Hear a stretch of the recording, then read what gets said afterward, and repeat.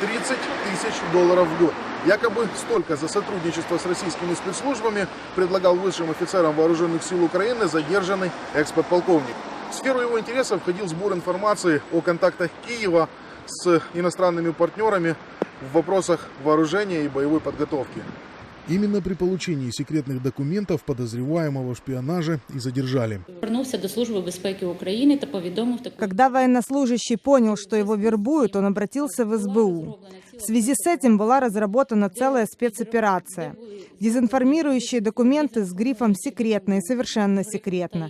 И куратору было предложено приехать в Ровно лично и получить эти документы лично, а не через интернет. Так его и задержали. Украинский военнослужащий, получив предложение о работе на российские спецслужбы, обратился в СБУ. С помощью этого якобы завербованного офицера контрразведчики наладили канал снабжения спецслужб России дезинформацией. Є такі спроби іноземними розвідками. Есть такие попытки иностранными разведками вербовать наших офицеров, чтобы получить информацию. И была такая попытка спецслужбами Российской Федерации завербовать старший офицерский состав, у которого есть доступ к документам с грифом «секретно» и «совершенно секретно».